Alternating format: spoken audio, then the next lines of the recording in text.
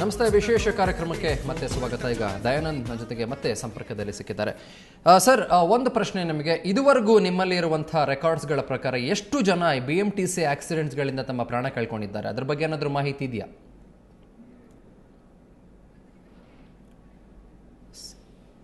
Sir, ನಿಮ್ದು ಧ್ವನಿ ಕೇಳಿಸ್ತಿದ್ಯಾ ನಿಮಗೆ ದಯಾನಂದ್ ಅವರೇ?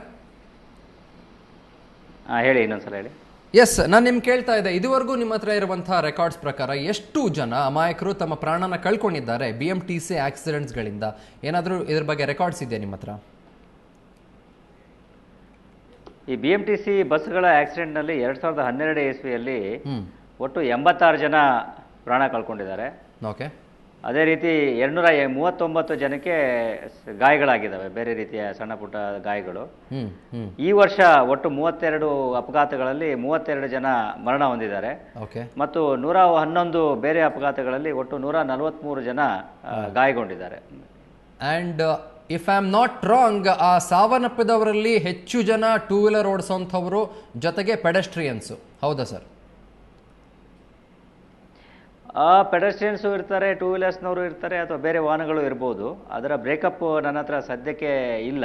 ಬಟ್ ಸಾಮಾನ್ಯವಾಗಿ ಪೆಡೆಸ್ಟ್ರಿಯನ್ಸು ಈ ರೀತಿ ಅಪಘಾತಗಳಲ್ಲಿ ಗಾಯಗೊಳ್ತಕ್ಕಂಥದ್ದು ಮತ್ತು ಟೂ ವೀಲರ್ನವರು ಕೂಡ ಗಾಯಗೊಳ್ತಕ್ಕಂಥದ್ದು ಸಹಜ ಆಗ್ತದೆ. ಓಕೆ, ಈಗ ಈ ಆಕ್ಸಿಡೆಂಟ್ಗಳಲ್ಲಿ ಪಾಪ ತಮ್ಮ ಪ್ರಾಣ ಕಳ್ಕೊಂಡಂಥವ್ರಿಗೆ, ಗಾಯ ಆದಂಥವ್ರಿಗೆ ನೆಕ್ಸ್ಟ್ ಪ್ರೊಸೀಜರ್, ಅವರಿಗೆ ಪರಿಹಾರ ಕೊಡಿಸುವಂಥ ಕೆಲಸಗಳು, ಅದನ್ನು ಟ್ರಾಫಿಕ್ ಪೊಲೀಸ್ ಅವರ ಕಡೆಯಿಂದ ಕೂಡ ಇನಿಷಿಯೇಟ್ ಮಾಡ್ತೀರಾ, ಅಥವಾ ಏನಾದರೂ ಅವರಿಗೆ ನೆರವನ್ನು ಕೊಡುವಂಥ ಕೆಲಸಗಳು ಏನಾದರೂ ನಡೆಯುತ್ತಾ? ಅಂದ್ರೆ ಇನ್ನು ಸ್ಟ್ರಾಂಗ್ ಮಾಡಕ್ಕೆ ಆ ಕೇಸ್ಗಳು? ಹೌದು, ಅದರಲ್ಲಿ ಅದರದೇ ಆದಂಥ ಒಂದು ಪ್ರೊಸೀಜರ್ ಇದೆ. ಅದ್ರ ಪ್ರಕಾರ ನಾವೇನಿದ್ದಾವೆ, ಈ ಮೋಟರ್ ವೆಹಿಕಲ್ ಟ್ರಿಬ್ಯುನಲ್ಗೆ ಅವರಿಗೆ ಬೇಕಾಗಿರ್ತಕ್ಕಂತಹ ದಾಖಲಾತಿಗಳನ್ನು ನಾವು ಅವರಿಗೆ ಕೊಟ್ಟು ಅವರು ಅಲ್ಲಿ ಈ ತಮ್ಮ ಕೇಸನ್ನು ಅಲ್ಲಿ ದಾಖಲಿಸಬೇಕಾಗ್ತದೆ. ಅದರಲ್ಲಿ ವಿ ಆ್ಯಕ್ಟ್ ಆಸ್ ಫೆಸಿಲಿಟೇಟರ್, ಅಂದರೆ ಅವರಿಗೆ ಒಂದು ಸಹಾಯವನ್ನು ಮಾಡ್ತಕ್ಕಂಥದ್ದು. ನಮ್ಮ ಈ ರಸ್ತೆ ಅಪಘಾತದಲ್ಲಿ ಆಗಿರ್ತಕ್ಕಂಥ ವಿವರಗಳನ್ನು ಮತ್ತು ದಾಖಲಾತಿಗಳನ್ನು ನಾವು ಆ ಸಂಬಂಧಪಟ್ಟವರಿಗೆ ಕೊಟ್ಟು ಅವರು ಅದನ್ನು ಮುಂದೆ ಆ ಟ್ರಿಬ್ಯುನಲ್ನಲ್ಲಿ ಅವರ ಒಂದು ಕ್ಲೇಮನ್ನು ಮಂಡಿಸಬೇಕಾಗ್ತದೆ. Okay, how about the vehicle damage sir? ಒಂದು ವೇಳೆ ವೆಹಿಕಲ್ ಡ್ಯಾಮೇಜ್ ಆದರೆ ಮುಂದಿನ ಪ್ರೊಸೀಜರ್ಗಳು ಏನು, ಅದನ್ನು ಕ್ಲೈಮ್ ಮಾಡೋದಕ್ಕೆ? ವೆಹಿಕಲ್ ಡ್ಯಾಮೇಜ್ ಆಗಿರ್ತಕ್ಕಂಥದ್ದು ಈ RTO ಡಿಪಾರ್ಟ್ಮೆಂಟಿಂದ ನಾವು RTO ಇನ್ಸ್ಪೆಕ್ಷನನ್ನು ಮಾಡಿಸ್ತೇವೆ. ಅದಾದ ನಂತರದಲ್ಲಿ ಇನ್ಶೂರೆನ್ಸ್ ಮತ್ತು ಅದರ ಪ್ರೊಸೀಜರ್ಗಳನ್ನು ಈ BMTC ವಾಹನಗಳಾಗಿರೋದ್ರಿಂದ BMTC ಸಂಸ್ಥೆಯವರು ಅದನ್ನು ಗಮನ ಹರಿಸ್ತಾರೆ. ರೈಟ್ ಸರ್, ನಾನು ಈ ಕಾರ್ಯಕ್ರಮದ ಕೊನೆ ಹಂತಕ್ಕೆ ಬರ್ತಿದ್ದೀನಿ. ದಯಾನಂದ್ ಅವರೇ, ನೀವು ಸಾಕಷ್ಟು ಇನ್ಫಾರ್ಮೇಟಿವ್ ಜೊತೆಗೆ ಅವೇರ್ನೆಸ್ ಮೂಡಿಸುವಂಥ ಕೆಲಸಗಳನ್ನು ನೀವು ಕೂಡ ಮಾಡ್ತಿದ್ದೀರಿ. ಕಡೆಯದಾಗಿ ಏನಾದರೂ ಹೇಳಕ್ಕೆ ಇಷ್ಟಪಡ್ತೀರಾ ಸರ್ ನೀವು? ಕಡೆಯದಾಗಿ ಹೇಳಿದ ಈಗಾಗಲೇ ಎಲ್ಲ ವಿಷಯಗಳನ್ನ ಹೇಳಿ ಆಗಿದೆ.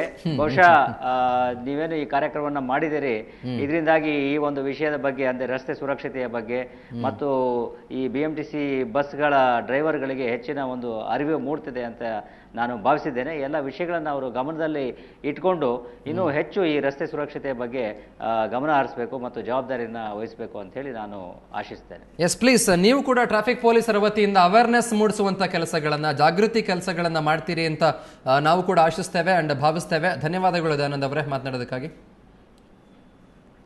ಥ್ಯಾಂಕ್ ಯು, ನಮಸ್ಕಾರ. All right.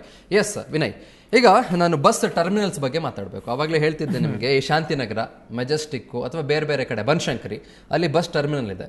ಬಸ್ ಟರ್ಮಿನಲ್ಲು ಅಂತಂದರೆ ಅಲ್ಲಿ ಬರೆದಿರ್ತಾರೆ 10 ಕಿಲೋಮೀಟರ್ ಸ್ಪೀಡಲ್ಲಿ ಬರಬೇಕು ಬಸ್ಗಳು ಅಂತ. ಯಾಕಂದರೆ ಅಲ್ಲಿ ತುಂಬ ಜನ ಪ್ರಯಾಣಿಕರು ಕಾಯ್ತಿರ್ತಾರೆ ಬಸ್ ಬರುತ್ತೆ ಅಂತ. ಅಂಥ ಬಸ್ ಟರ್ಮಿನಲ್ಗಳಲ್ಲಿ ಎಷ್ಟು ಫಾಸ್ಟಾಗಿ ಬಂದು ಬಸ್ಸನ್ನು ಪಾರ್ಕ್ ಮಾಡ್ತಾರೆ ಅಂತಂದರೆ ಆ ಕಡೆ ಈ ಕಡೆ ಇರೋ ಪ್ಯಾಸೆಂಜರ್ಸ್ ಎಲ್ಲ ಚದುರು ಹೋಗ್ಬಿಡ್ಬೇಕು, ಅಷ್ಟು ಫಾಸ್ಟಾಗಿ ಬರ್ತಾರೆ. ಅದೆಲ್ಲ ಟ್ರಾಫಿಕ್ ವೈಲೇಷನ್ ಬ್ರೇಕಿಂಗ್ ಅಲ್ವಾ? ಅದೆಲ್ಲ ವೈಲೇಷನ್ ಅಲ್ವಾ? ಅದೆಲ್ಲ ಖಂಡಿತ. ಒಂದು ಸ್ಪೀಡ್ ಲಿಮಿಟ್ ಅಂತ ಹಾಕಿದ್ಮೇಲೆ ಅದನ್ನ ಮೀರಿ ವಾಹನ ಓಡಿಸಂಥದ್ದು ಅದು ಒಂದು ಟ್ರಾಫಿಕ್ ವೈಲೇಷನ್ ಆಗುತ್ತೆ. ಅದನ್ನ ಡ್ರೈವರ್ಗಳು ಖಂಡಿತ ಗಮನ ಇಟ್ಕೋಬೇಕಾಗುತ್ತೆ. ನಾವು ಹೇಳ್ತಿರೋದು ಏನಂದ್ರೆ, ಮುಖ್ಯವಾಗಿ ಈಗ BMTC ಅವರು ಟ್ರೈನಿಂಗ್ ಪ್ರೋಗ್ರಾಮ್ಗಳು ಮಾಡೋದಲ್ಲದೆ BMTC ಅವರು BMTC ಡ್ರೈವರ್ಸ್, ಕಂಡಕ್ಟರ್ಸ್ ಮತ್ತೆ ಎಂಪ್ಲಾಯೀಸ್ ಯೂನಿಯನ್ ಇದೆ, ಅವ್ರ ಜೊತೆ ಒಂದು ಚರ್ಚೆಗೆ ಶುರು ಮಾಡ್ಕೋಬೇಕು. ಏನಕ್ಕೆ ಇಷ್ಟು ಆಕ್ಸಿಡೆಂಟ್ಸ್ ಆಗ್ತಾ ಇದೆ, ಏನಕ್ಕೆ ಇಷ್ಟು ವೈಲೇಷನ್ಸ್ ಆಗ್ತಾ ಇದೆ ಅಂತ ಅವ್ರ ಜೊತೆ ಅವರು ಚರ್ಚೆಗೆ ಕೂತ್ಕೊಂತ ಇಲ್ಲ. ಏನಂದ್ರೆ BMTC ಮ್ಯಾನೇಜ್ಮೆಂಟ್ ಅವರು BMTC ಎಂಪ್ಲಾಯೀಸ್ ಜೊತೆ ವೇಜ್ ಸೆಟಲ್ಮೆಂಟ್ಗೆ ಒಂದು ಚರ್ಚೆ ಕೂತ್ಕೊಂತ ಇಲ್ಲ. ಅವರು ಯೂನಿಲ್ಯಾಟ್ರಲಿ ನೀವು ಪ್ರಯಾಣಿಕರ ವೇದಿಕೆ ಸದಸ್ಯರಾಗಿ ನಿಮ್ಮ ಒಂದು ವೇದಿಕೆ ವತಿಯಿಂದ ಏನಾದರೂ ಇನಿಷಿಯೇಟ್ ಮಾಡ್ತಿದ್ದೀರಾ ಇಂಥ ಕಾರ್ಯಕ್ರಮಗಳನ್ನ? ಇಲ್ಲ, ನಾವು ಮಾತಾಡುವಂಥದ್ದು ಏನಾದರೂ ಪ್ರಯಾಣಿಕರ ವೇದಿಕೆಯಿಂದ ಫಸ್ಟ್ ನಾವು BMTC ಅವರಿಗೆ ಒಂದು ಮೀಟಿಂಗ್ ಕರಿಬೇಕು ಅಂತ 2 ತಿಂಗಳಿಂದ ಹೇಳಿ, ಕೊನೆಗೆ ಮೊನ್ನೆ ಶನಿವಾರ 17ನೇ ತಾರೀಕು ಮೊದಲನೇದಾಗ ಒಂದು ಮೀಟಿಂಗ್ ಕರೆದಿದ್ರು. ಕೆಲವು ವಿಷಯಗಳು ಚರ್ಚೆ ಆಗಿದ್ದಾವೆ, ಮತ್ತೆ ಇನ್ನು ಸ್ವಲ್ಪ ವಿಷಯಗಳು ಇನ್ನೂ ಚರ್ಚೆ ಆಗಕ್ಕೆ ಇನ್ನೂ ಇದ್ದಾವೆ. ಮತ್ತೆ ಒಂದು ಫಾಲೋ ಅಪ್ ಮೀಟಿಂಗ್ ಅವ್ರು ಕರೀತಾರೆ ಅಂತ ಹೇಳಿದ್ದಾರೆ. ಬಟ್ ನಾವು ಹೇಳ್ತಿರೋದು BMTC ಮ್ಯಾನೇಜ್ಮೆಂಟು, ಪ್ರಯಾಣಿಕರ ವೇದಿಕೆ, BMTC ಎಂಪ್ಲಾಯೀಸ್ ಯೂನಿಯನ್ ಎಲ್ಲರೂ ಮೂರು ಜನ ಒಟ್ಟಿಗೆ ಕೂತ್ಕೊಂಡು ಡಿಸೈಡ್ ಮಾಡಬೇಕಾಗಿದೆ. ಮತ್ತೆ ಇನ್ನೊಂದು, ನಾವು ಒಂದು ನಗರ ಅಂದಮೇಲೆ ನಾವು ನಾಗರಿಕರು ಎಲ್ಲರೂ ಸೇರ್ಕೊಂಡು ನಾವು ಒಂದು ಸಾರ್ವಜನಿಕ ಸಾರಿಗೆ ಸಂಸ್ಥೆ ಆಗಿರೋ BMTCಗೆ ಆದ್ಯತೆ ಕೊಡಬೇಕು. ರಸ್ತೆಗಳಲ್ಲಿ ಬಸ್ಗೆ ಪ್ರಯಾರಿಟಿ ಇರಬೇಕು. ನಮ್ಮ ಸಿಸ್ಟಮ್ ಅಲ್ಲಿ ಬಸ್ಗೆ ಪ್ರಯಾರಿಟಿ ಇಲ್ಲ.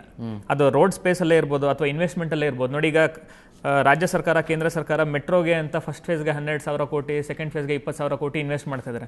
BMTCಗೆ ಮಾತ್ರ ಏನೂ ಸಬ್ಸಿಡಿ ಕೊಡೋದಿಲ್ಲ. ಒಂದು 300 ಕೋಟಿ 500 ಕೋಟಿನೂ ಸಬ್ಸಿಡಿ ಕೊಡೋದಿಲ್ಲ. ಅದು ಕೊಟ್ಟರೆ ಅಟ್ಲೀಸ್ಟ್ ಹಳೆ BMTC ಬಸ್ಗಳನ್ನ ರಿಪ್ಲೇಸ್ ಮಾಡಬೇಕಾಗಿದೆ. ಇನ್ನೊಂದು ರೀಸನ್ ಏನಂದ್ರೆ ಆಕ್ಸಿಡೆಂಟ್ಸ್ಗೆ ಮತ್ತೆ ಬ್ಯಾಡ್ ಡ್ರೈವಿಂಗ್ಗೆ ಸುಮಾರು ಬಸ್ಗಳು ನೀವು ನೋಡಿರ್ಬೋದು news paper reports. KSRTC and BMTC have buses which have run more than 7.5 lakh kilometers. ಹಳೆ ಬಸ್ಸಸ್, ತುಂಬಾ ಹಳೆ ಬಸ್ಗಳು. ಅವ್ರ ರೂಲ್ಸ್ ಪ್ರಕಾರ ಅವ್ರು ಇನ್ನೂ ಓಡಿಸಂಗಿಲ್ಲ. ಆದ್ರೂ ಬೇರೆ ಬಸ್ಗಳು ಇಲ್ಲದ ಕಾರಣ ಅವ್ರು ಓಡಿಸ್ತಾ ಇದ್ದಾರೆ. ಅಲ್ಲ, ಈಗ ಒಂದ್ ವೇಳೆ ಈ ಟ್ರಾಫಿಕ್ ವೈಲೇಷನ್ಸ್ ಏನಾದ್ರು ಆದಂತ ಟೈಮಲ್ಲಿ ಯಾರಿಗೆ ದಂಡ ಹಾಕೋದು? ಯಾರು ಪರ್ಸನಲ್ ಆಗಿ ಡ್ರೈವರು ಅಥವಾ ಕಂಡಕ್ಟರ್ ದಂಡ? ಪರ್ಸನಲ್ ಆಗಿ ಅವ್ರ ಮೇಲೆ ದಂಡ ಹೋಗುತ್ತಾ, ಅವ್ರ ಸ್ಯಾಲರಿಯಿಂದ ಕಟ್ ಆಗ್ತಾ ಇದೆ. ಕಟ್ ಆಗ್ತಾ ಇದೆ ಇವತ್ತಿಗೆ. ಓಕೆ. BMTC ಮ್ಯಾನೇಜ್ಮೆಂಟ್ ಮೇಲೆ ಏನು ಇದಾಗ್ತಾ ಇಲ್ಲ. ಓಕೆ. BMTC ಡ್ರೈವರ್ಸ್ ಕಂಡಕ್ಟರ್ಸ್ ಏನಿದಾರೋ ಅವ್ರ ಮೇಲೆ ತುಂಬಾ ಒಂದು ಅಲ್ಲ, ಡೆಫಿನೆಟ್ ಆಗಿ ಅವರು ಸಂಬಳದಿಂದ ಈಗ ನಿಮ್ ಸಂಬಳದಿಂದ ಒಂದಿಷ್ಟು ನೀವು ಹಿಂಗ್ ಮಾಡಿದ್ರೆ, ತಪ್ಪು ಮಾಡಿದ್ರೆ 5,000 ಕಟ್ ಆಗಂತಿದ್ರೆ ನೀವು ಇನ್ನೂ ಜಾಗೃತರಾಗ್ತೀರಿ ಅಲ್ವಾ? ಹೌದು.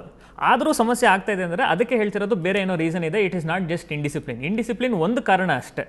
ಬೇರೆ ಈ ತರ ಸಿಸ್ಟಮಿಕ್ ಪ್ರಾಬ್ಲಮ್ಸ್ ತುಂಬಾ ಇವೆ. ಮತ್ತೆ ನೀವು ಆಗ್ಲೇ ಹೇಳಿದ್ರಿ ಈಗ ಮಕ್ಕಳನ್ನ ಹಚ್ಕೊಂತಿಲ್ಲ ಅಂತ. ಯಾಕೆಂದ್ರೆ ನಾ ಆಗ್ಲೇ ರೆವೆನ್ಯೂ ಹೇಳಿದ್ನಲ್ಲ, ಈಗ BMTC ಲೇಡಿ ಕಂಡಕ್ಟರ್ ಒಬ್ಬರಿಗೆ BMTC ಮ್ಯಾನೇಜ್ಮೆಂಟ್ ಇಂದ ನೋಟಿಸ್ ಕಳಿಸಿದ್ರು. ಯಾವ್ದೋ ಒಂದು ವೋಲ್ವೋ ರೂಟಲ್ಲಿ ಇದ್ರು ಅಮ್ಮ, ಈ ಭಾನುವಾರ ನಿಮ್ದು ಇಷ್ಟು ರೆವೆನ್ಯೂ ಆಗಿದೆಯಲ್ಲ, ಯಾಕೆ ಇಷ್ಟು ಕಡಿಮೆ ರೆವೆನ್ಯೂ ಆಗಿದೆ, ಯಾಕೆ ನಿಮ್ಗೆ ಒಂದು ಶೋ ಕಾಸ್ ನೋಟಿಸ್ ಕೊಡಬಾರ್ದು, ಯಾಕೆ ನಿಮ್ಮನ್ನ ಸಸ್ಪೆಂಡ್ ಮಾಡಬಾರ್ದು ಅಂತ ಒಂದು ನೋಟಿಸ್ ಕೊಟ್ಟಿದ್ದಾರೆ. ಸೊ ಈ ತರ ಸಮಸ್ಯೆಗಳು ಏನಕ್ಕಾಗ್ತವೆ? ಆ ತರ ರೆವೆನ್ಯೂ ಟಾರ್ಗೆಟ್. ಕ್ವಿಕ್ ಆಗಿ ವಿನಯ್, ಸಮಯದ ಅಭಾವ ಇದೆ, ಕ್ವಿಕ್ ಆಗಿ ಏನು ಹೇಳಕ್ ಇಷ್ಟಪಡ್ತೀರಿ? ಕ್ವಿಕ್ ಆಗಿ ಏನು ಹೇಳಕ್ ಇಷ್ಟಪಡ್ತೀನಿ ಅಂದ್ರೆ, ಈ ಸಮಸ್ಯೆನ ನಾವು ಸಾಲ್ವ್ ಮಾಡೋದಕ್ಕೆ ಬೇರೆ ಬೇರೆ ಲೆವೆಲ್ ಅಲ್ಲಿ ಕೆಲಸ ಮಾಡಬೇಕಾಗಿದೆ. ಒಂದು ಮ್ಯಾನೇಜ್ಮೆಂಟ್ ಅವರು, ಯೂನಿಯನ್ ಅವರು ಒಟ್ಟಿಗೆ ಕೂತ್ಕೊಂಡು ಏನ್ ಸಮಸ್ಯೆಗಳಿದೆ ಡ್ರೈವರ್ಗಳಿಗೆ ಅಂತ ನೋಡ್ಬೇಕಾಗಿದೆ. ಅವರು ಶಿಫ್ಟ್ ಟ್ರಿಪ್ ಲೆಂತ್ ಚೇಂಜ್ ಮಾಡೋದು ಅಥವಾ ಟ್ರಿಪ್ ಟೈಮಿಂಗ್ ಚೇಂಜ್ ಮಾಡಬೇಕಾಗಿರೋದು ಇದಿದೆ. ಮತ್ತು ಒಂದು ವ್ಯವಸ್ಥಿತವಾಗಿ ನಾವು ಬಸ್ಗಳಿಗೆ, ಬಸ್ ವ್ಯವಸ್ಥೆಗೆ ನಾವು ಒಂದು ಆದ್ಯತೆ ಕೊಡಬೇಕಾಗಿದೆ. ಬಸ್ಸಲ್ಲಿ, ರೋಡಲ್ಲಿ ಬಸ್ಗೆ ಸ್ಪೇಸ್ ಜಾಸ್ತಿ ಕೊಡಬೇಕಾಗುತ್ತೆ. ಮತ್ತು ನಾವು ಎಲ್ಲರೂ BMTC ಡ್ರೈವರ್ಸ್ ಕಂಡಕ್ಟರ್ಸ್ ಜೊತೆ ಕೋಆಪರೇಟ್ ಮಾಡಬೇಕಾಗುತ್ತೆ. ನಾವು ತುಂಬ ರ್ಯಾಶಾಗಿ ಓಡ್ಸೋಕೆ ಹೋಗಿ ಅವ್ರಿಗೆ ಇದು ಮಾಡೋಕ್ಕೆ ನಾವು ಟ್ರೈ ಮಾಡ್ಬೋದು. Okay, all right, thank you Vinay. ಸಾಕಷ್ಟು ಮಾಹಿತಿಗಳನ್ನು ಕೊಟ್ಟರಿ. ಅಂಡ್ ನಿಮ್ಮ ಪ್ರಯಾಣಿಕರ ವೇದಿಕೆ ವತಿಯಿಂದ ಕೂಡ ಮುಂದೆ ಕಾರ್ಯಕ್ರಮಗಳನ್ನು ಇನಿಷಿಯೇಟ್ ಮಾಡ್ತೀರಿ ಅಂತ ನಾನು ಕೂಡ ಭಾವಿಸ್ತೇನೆ. ಖಂಡಿತ have A look on it. And ಸಾಧ್ಯವಾದರೆ ಅವ್ರ ಜೊತೆ ಮಾತಾಡಿ ಒಂದು ಜಾಗೃತಿ ಮೂಡಿಸುವಂತ ಕೆಲಸವನ್ನು ನೀವು ಕೂಡ ಮಾಡಿ. Thanks a lot Vinay. ನಮಸ್ಕಾರ. ವೀಕ್ಷಕರೇ, ನೀವು ಕೂಡ ಗಮನಿಸಿದ್ರಿ, ಇಲ್ಲಿ ಸಾಕಷ್ಟು ಲೆವೆಲ್ಗಳಲ್ಲಿ ತೊಂದರೆ ಆಗ್ತಾ ಇದೆ. ನಾಟ್ ಓನ್ಲಿ ಇಂಡಿಸಿಪ್ಲಿನ್ ಮಾತ್ರ ಒಂದೇ ಒಂದು ಕಾರಣ ಅಲ್ಲ, ಇಲ್ಲಿ ಬೇರೆ ಬೇರೆ ವಿಚಾರಗಳನ್ನ ಕೂಡ ನಾವು ಗಮನಕ್ಕೆ ತೆಗೆದುಕೊಂಡ್ರೆ ಮುಂದೆ ಆಕ್ಸಿಡೆಂಟ್ಗಳು ಆಗೋದೇ ಇಲ್ಲ ಅಂತ ಅಲ್ಲ, ಎಷ್ಟೇ ಎಚ್ಚರಿಕೆ ವಹಿಸಿದ್ರೂ ಕೂಡ ಆಕ್ಸಿಡೆಂಟ್ಗಳು ಖಂಡಿತವಾಗ್ಲೂ ಆಗುವಂಥ ಚಾನ್ಸಸ್ ತುಂಬಾನೇ ಇರುತ್ತೆ. ಅದರ ಜೊತೆಗೆ ನಾವು BMTC ಅವರನ್ನ ಒಂದನ್ನೇ ಬ್ಲೇಮ್ ಮಾಡ್ತಾ ಹೋದ್ರೆ ಅದು ಕೂಡ ಸಾಧ್ಯವಾಗೋದಿಲ್ಲ. ಎಷ್ಟೋ ಸಲ 2 ವೀಲರ್ ಓಡಿಸುವಂಥವ್ರು ಅಥವಾ 4 ವೀಲರ್ ಓಡಿಸುವಂಥವ್ರು ಅವರು ಕೂಡ ಜಾಗೃತರಾಗಿ ಒಂದು ಲೇನ್ ಡಿಸಿಪ್ಲಿನ್ ಅನ್ನು ಪಾಲಿಸಬೇಕಾಗತ್ತೆ. ಜೊತೆಗೆ ಸುರಕ್ಷಿತವಾಗಿ ಗಾಡಿಯನ್ನು ಓಡಿಸಬೇಕಾಗತ್ತೆ. ಆದರೂ ಕೂಡ ರೂಲ್ಸ್ ಬ್ರೇಕರ್ BMTC ಏನಿದೆ ಅದು ಇನ್ನು ಮುಂದೆ ಆದರೂ ರೂಲ್ಸ್ ಫಾಲೋಯರ್ BMTC ಆಗುತ್ತೆ ಅಂತ ನಾವು ಕೂಡ ಆಶಿಸ್ತೇವೆ. ನೇರ, ದಿಟ್ಟ, ನಿರಂತರ ಸುದ್ದಿಗಾಗಿ ನೋಡ್ತಾ ಇರಿ ಸುವರ್ಣ ನ್ಯೂಸ್ 24/7.